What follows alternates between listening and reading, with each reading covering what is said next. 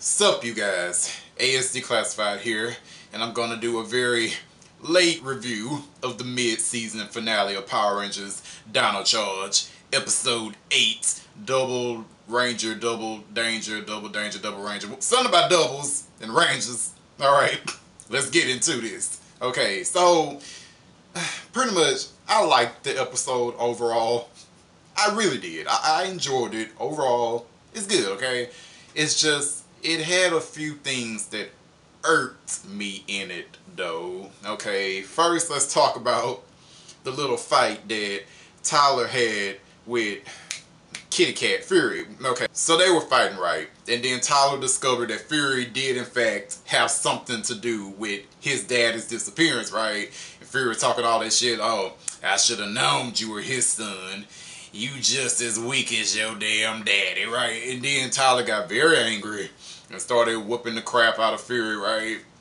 So that scene, now the fight was okay. So what kind of bothered me was, I guess, the acting a little bit. Not that Tyler's actor was bad. Actually, I've kind of enjoyed his performance overall on the show so far. But I feel like in that scene, he wasn't making me feel it as much as he should have made me feel it. You know, not that it was a bad performance, it's just, I don't know, I just didn't feel that emotional, like, yeah, where is his daddy? We need to find him. Like, I don't know, I just didn't feel it, you know, I don't know, meh. So yeah, I mean, the fight wasn't too bad, but yeah, I think it could have been acted a little better on Tyler's part, but whatever. So yeah, also, in regards to that fight, there was one part where Fury, like, slashed Tyler, like, with his sword, unmorphed Tyler, because the whole fight was unmorphed. I think it was. Well, eventually it became unmorphed, right? And Fury sliced Tyler, like, on the chest. And we see no damage. Like, nothing. Like, you hit him dead on with your sword. No damage. Like, why would you even film, like, a move like that if you're not going to actually show, like, physical damage? I hate that kind of stuff. It annoys me. This is one of the things that Super Sentai actually has over on Power Rangers, because Super Sentai will show stuff like that. Like, if a monster slash one of those Rangers unmorphed, they gonna show a cut and some blood and stuff. Power Rangers, for whatever reason, refuses to do this. I just don't understand it. It just, whatever, man. It's just, you know, during the golden era of Power Rangers in Space through Wild Force, the Rangers, they did actually get hurt quite often, and we would see bruises. Like, can we at least get back to that? Well, but whatever. Yeah, I just didn't like the fact, if you're not going to show the fights be that violent, then don't do a move like that, because he should have been cut. It's just, annoyed me.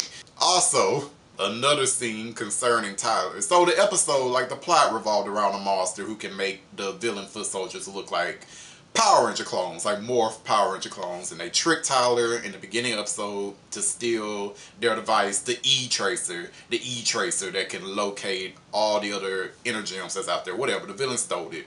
So once the villain stole the device from Tyler and they beat his ass, right, they didn't kill him. I mean, they knocked Tyler out and then they left. That's just another thing that irks me in Power Rangers and Super Sentai in general. I hate it when the villains, like, could kill the Rangers, but then they don't. It always annoys me. I mean, now, if the villains thought, oh, Tyler, if they thought they had killed Tyler, that'd be another thing, but they didn't think that. It just knocked them out and left. It annoys me, because once the Rangers win, then they'll sit around complaining about how they can't beat the Rangers. It always just, it annoys me. It's just a pet peeve of mine. Also, in this episode, Shelby, like, before the E-Tracer was kidnapped by the villains, Shelby made some comment. She said, like, be careful with the E-Tracer, Tyler. It's irreplaceable. Really? Really? You and Miss Morgan made the thing, like, in the last episode. It's replaceable. Just make another one, okay? Like, I don't know. That annoyed me too. They're acting like they can't remake this. I don't know. Maybe they can't. But if they can't, they need to explain why they can't. So, I don't know. That also annoyed me. I don't know. I think for the most part, that was it that annoyed me. Oh no, I'm lying. The villain plan. So, you know, with the whole evil Power Rangers roaming around to confuse the real Power Rangers. I mean, the plan worked for the villains. Like, they were able to get the Rangers' E-Tracer device. Now, the Rangers destroyed the thing at the end of the episode to keep it out of the villains' hands. But Fury still ended up with a piece of it so that he could locate.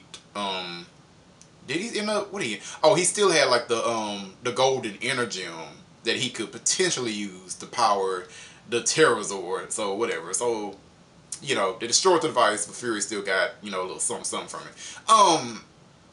So the villain plan worked. The villains got what they wanted out of the plan, but you have evil clone rangers. It's like, I don't know, I guess there was more potential behind this plot. Like, ranger on ranger action, you know, but they didn't really do that. Like the villain, like the evil rangers, they look like the rangers, but they were still just as strong as like your average foot soldier. So the Power Rangers could beat the fake rangers pretty easily. I don't know, I kind of miss good rangers versus evil twin ranger fights. Like I don't know, I kind of missed that. I was hoping that this episode would be more like that, but it wasn't. It was just, they just looked like the rangers. They weren't as strong as them though, so whatever. Okay. So, yeah, there were some things in here that I really weren't feeling, but believe me when I say I did like the episode overall. I liked the beginning of the episode where, you know, Tyler and his team were out, like, in the woods or whatever. They were trying to make the E-Tracer work. And while, well, Riley and Shelby were trying to make the E-Tracer work, the rest of the Rangers were just, you know, lollygagging around. And Tyler was writing in his journal, right, to his dad. And, you know, he was writing all this stuff about each of his team members. I like that part of it, you know. I like the part where he was writing about Chase, how he's a womanizer, and Chase was like, you know, pulling the flower petals and stuff. Like, she loves me not. Like, Amy loves me, she loves me not. She loves me, she loves me not. Well, fuck that bitch. Monica loves me, she loves me not. You know, I like that part. And Tyler also made note that he kind of has a crush on Shelby. Well, he thinks she's cute. You know, I kind of like that too. But, listen. If y'all give me one more goddamn Mikey and Emily and Jake and Gia, I'm going to scream. Like, if you're not going to seal the deal and actually have them be a couple within the show, then don't do it at all. Like, I am so sick of let's get together in the finale and we don't actually see them date or do anything interesting. No. If they're not dating within the show, don't even bother with me. I just, whatever. So right now, the character moment with Tyler writing in the journal, that was cool though. I like that part. But yeah, I'm watching you, Chiplin. Don't mess up this potential relationship. So the only other thing I can think to talk about is that, it looks like Fury has absorbed Tyler's daddy in his body. So, when Tyler and Fury were having a little fight, at one point Fury got the upper hand and he was about to kill Tyler, but then he was stopped. Like, it was like this energy thing, like, was trying to, like, break out of his body, you know? Like, maybe it looked like it was like a human form trying to come out, you know? So pretty much, it's really looking like Fury probably absorbed Tyler's daddy, like, inside of him, I guess, to gain his strength or something. I don't know. Kind of something like what Magna Defender did to Mike all those years ago, back in 1999. So, this could be a very interesting story, potentially. So, okay, I'm ready for that. Okay. So, yeah, not much else to talk about. I feel like I just bitched about the episode for the whole part, but I did enjoy it, damn it. I really did. 3 out of 5, okay? That's not bad. That's not bad at all. So now we're on break. Don't know when Dino Charge will be back, but yeah. In the meantime, I have Ninja to keep me company. So, I did a video about Ninja. I don't know which one is gonna go up first, this one or that one, but yeah.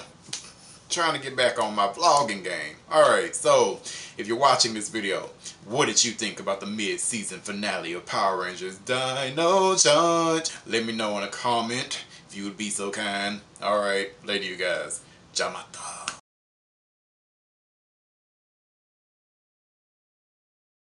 Alright, Saba. I feel like I was a bit more rambly than usual with this review. But how do you think I did? Oh, thank you, Saba. You're too kind.